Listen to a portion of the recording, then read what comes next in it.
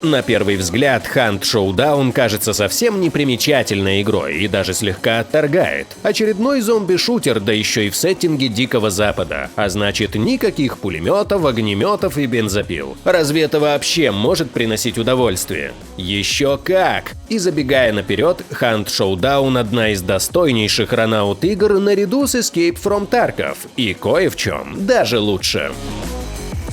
Первое, что поражает в Hunt Showdown – графика и антураж. Детальные проработанные локации, элементы окружения, облики нежити и охотников, а также потрясающий саунд-дизайн. Все это создает восхитительную атмосферу мрака и опасности. События Hunt Showdown разворачиваются в 1895 году в американском штате Луизиана, охваченном страшной заразой, что превращает людей в жутких монстров. По ходу приключений нам доведется столкнуться как с простыми одержимыми, так и с чудовищами пострашнее, как великан-пиявочник, инферно или проросший из человека улей, а местные боссы выглядят и того ужаснее. Лор игры необычайно богат, но, к удивлению, Хант отводит ему лишь вторичное значение. Разбираться в предыстории мира придется самостоятельно, собирая крупицы информации из игрового бестиария и оружейной энциклопедии. Даже сюжетных квестов не предусмотрено, игра акцентируется на другом. Стержнем игры, вокруг которого базируется весь геймплей, является ваш персонаж – Охотник. Именно ради его прокачки вы и станете раз за разом возвращаться к мертвым луизианским болотам. Истребите кошмарных тварей, найдите особые подсказки с помощью темного зрения и ликвидируйте босса, заполучив главную награду. Но опасайтесь других игроков, ведь смерть заберет охотника навсегда вместе с оружием, снаряжением и, главное, всеми его навыками. Концептуально Hunt Showdown схож с Escape from Tarkov, игровой цикл все так же состоит из отдельных сессий, завершить которые можно лишь выжив и выйдя в заранее отведенных местах, ну или погибнув в бою. Однако, если в Таркове персонаж один и смерть является скорее критическим ранением, после которого понадобится его вылечить и заново снарядить, при этом навыки, прокачка и разблокированные облики никуда не денутся, то в Ханте персонаж пропадает насовсем, а ваш аккаунт является своеобразной казармой охотников, где всегда можно нанять еще одного и вновь пуститься в бой. Это, конечно, отчасти ломает ассоциацию игрока со своим героем, но и делает его потерю больнее, ведь прокачка навыков требует уровня, а уровень еще нужно добыть. Впрочем, несмотря на то, что Hunt Showdown игра про хардкор, этот хардкор умеренный, грамотный и плавный. Игрока не бросают на растерзание с первых же секунд. Напротив, игра плавно вводит новичка в курс дела, предлагая пройти обучение, и лишь затем дает прикоснуться к онлайну. И даже так, первые 11 уровней отведены для мягкого знакомства с мультиплеером, и в случае поражения вы ничего не лишитесь. Сперва может показаться, что ожидания были куда страшнее действительности. В основном локации наполняют глупые болванчики, уничтожение которых не составит труда, и даже против гадов посильнее быстро находится рабочая тактика, но осознание приходит позднее. Луизианская нежить опасна другим. Вне сомнения, нет более коварного и непредсказуемого врага, чем человек, и окружающий мир то и дело будет выказывать ваше присутствие хрустом веток под ногами, звоном ненароком задетых цепей и лаем голодных собак. Здесь-то и добавляют проблем одержимые, заставляя либо менять маршрут, либо вступать с ними в бой. Вполне очевидно, что не стоит палить со всех стволов первого же попавшегося мертвеца, но иногда того требует ситуация, и даже тихое убийство ножом способно привлечь находящихся поблизости игроков.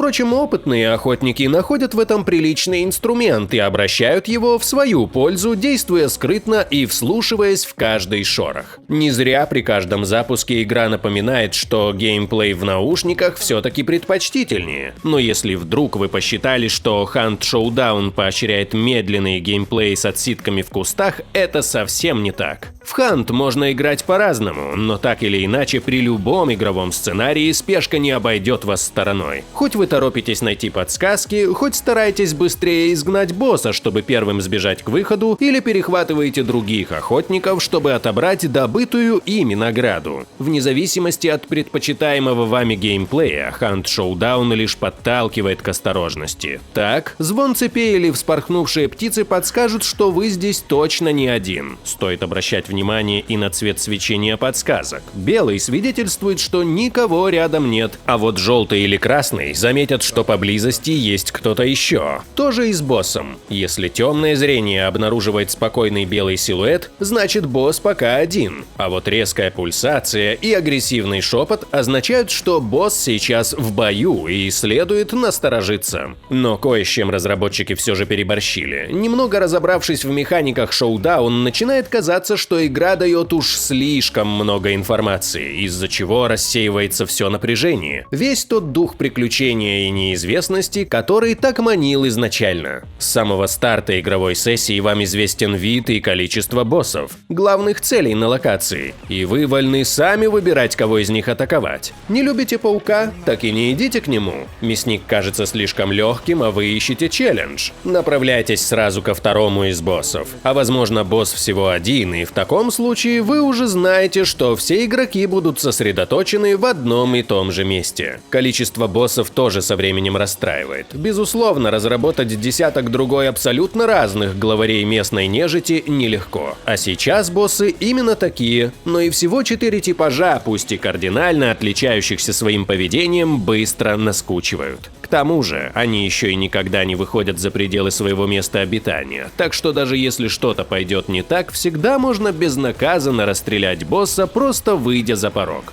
Хотя, возможно, это мы ищем не там. И игра хочет, чтобы мы сражались с другими игроками, а босс — это лишь условный повод собрать всех вместе. Впрочем, может быть, это и не так плохо, ведь, как мы и говорили выше, живой игрок всегда страшнее бота. Однако многие обращают внимание на читеров, якобы те есть практически в каждой сессии. Но мы за полсотни часов не встретили ни одного явного нарушителя, а несколько странных смертей скорее походили на случайность. Такого же мнения придерживались и более опытные игроки в комментариях. Частично на качестве погружения могут сказаться анимации персонажей от третьего лица. Взгляд то и дело цепляется за напарников, перепрыгивающих забор или влезающих в окно, что выглядит комично. Точно так же живости не хватает и анимациям оружия, но в целом к этому достаточно быстро можно привыкнуть. Серьезно подпортить жизнь может интерфейс, ведь когда на экране появляется кнопка «Взаимодействовать», игра не указывает с чем. Быть может, с дверью или лампой, а может и с висящим колоколом, что созовет всю округу.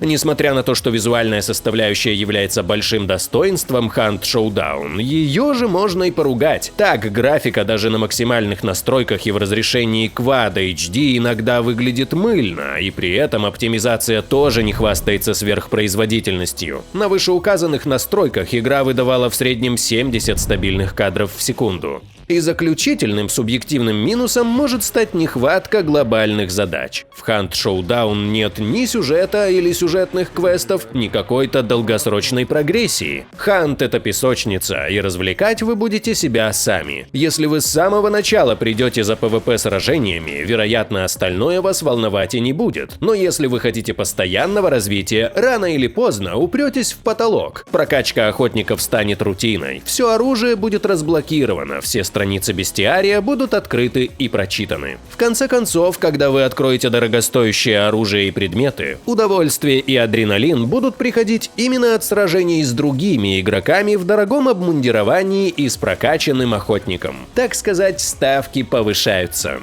Так кому же понравится Hunt Showdown? Во-первых, тем, кто любит глубокие атмосферные игры. Прогуливаясь по заброшенным гнилым ранчо, пустым лесам и мертвым болотам, невольно чувствуешь напряжение и тревогу, а вокруг только разорванные в клочья трупы людей и животных, кошмарные монстры и такие же скитальцы-охотники. Во-вторых, игра зацепит любителей рисковать. Заметит вас другой игрок, выдаст одержимый или собственная неосторожность, придется выпутываться и принимать ключевые решения, определяющие судьбу вашего охотника. охотника. При этом в Ханте много тактической вариативности, которая начинается еще в меню во время прокачки навыков и продолжается использованием как окружения, так и множества ловушек, гранат и устройств. В общем, Хант можно охарактеризовать как совсем небольшую игру, но при этом глубокую и насыщенную. Подобно Escape from Tarkov, Хант дает новый взгляд на порядком утомившую королевскую битву, ставя во главу угла не сражение до конца, а выживание и побег.